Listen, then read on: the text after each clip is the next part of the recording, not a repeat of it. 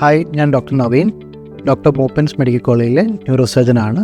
Minimally invasive spine specialist അഥവാ താക്കോൽ ദ്വാര spine സ്പെഷ്യലിസ്റ്റാണ്. എന്താണ് ഓപ്പൺ സ്പൈൻ സർജറിയെ അപേക്ഷിച്ച് മിനിമലി ഇൻവേസീവ് സ്പൈൻ സർജറിക്കുള്ള നേട്ടം?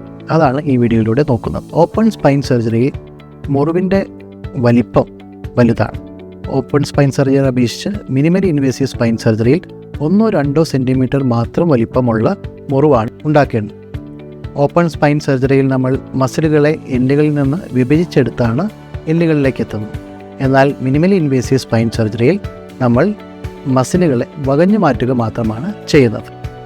ഓപ്പൺ സ്പൈൻ സർജറിയെ അപേക്ഷിച്ച് എല്ലുകൾ നമ്മൾ നീക്കം ചെയ്യുന്നത് മിനിമലി ഇൻവേസീവ് സ്പൈൻ സർജറിയിൽ 1/3 മാത്രമായി.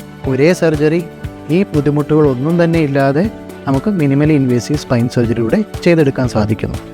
ഇതുകൊണ്ട് തന്നെ ഓപ്പറേഷൻ്റെ ദൈർഘ്യം, ഓപ്പറേഷൻ്റെ ഇടയിലുള്ള രക്തസ്രാവം, ഓപ്പറേഷന് ശേഷമുള്ള റിക്കവറി, ഇതെല്ലാം തന്നെ താക്കോൽ ദ്വാര സ്പൈൻ സർജറിയിൽ നല്ലതാണ്. ഓപ്പറേഷന് ശേഷം മിനിമലി ഇൻവേസീവ് സ്പൈൻ സർജറി അഥവാ താക്കോൽ ദ്വാര സ്പൈൻ സർജറി പേഷ്യൻറ്റിന് അതേ ദിവസം തന്നെ വൈകിട്ട് നടത്തിക്കുകയും പിറ്റേന്നോ അതിനുശേഷമോ നമുക്ക് ഡിസ്ചാർജ് ചെയ്ത് വീട്ടിലേക്ക് വിടുവാനും സാധിക്കും.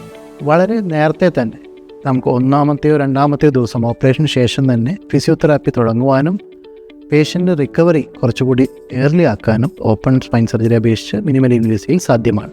ഓപ്പറേഷനോടനുബന്ധിക്കുന്ന പോസ്റ്റ് ഓപ്പറേറ്റീവ് പെയിനിൻ്റെ കെയർ, അതേപോലെ തന്നെ പേഷ്യൻ്റ് വേദന സംഹാരികൾക്കായി ചെലവഴിക്കേണ്ട എമൗണ്ട്, ഇതെല്ലാം തന്നെ ഓപ്പൺ സ്പൈൻ സർജറി അപേക്ഷിച്ച് മിനിമലി ഇൻവേസീവ് സ്പൈൻ സർജറിയിൽ കുറവാണ്. ആവശ്യമുള്ളതിനെ മാത്രം സ്പർശിക്കുക, ആവശ്യമില്ലാതെ ഒന്നും തന്നെ സർജറിയിൽ ചെയ്യാതിരിക്കുക, വേണ്ട പേഷ്യൻ്റ് എന്താണോ സ്പെസിഫിക് ആയിട്ടുള്ള പ്രോബ്ലം അതിനെ മാത്രം അഡ്രസ്സ് ചെയ്യുക. ഇതാണ് മിനിമലി ഇൻവേസീവ് സ്പൈൻ സർജറി.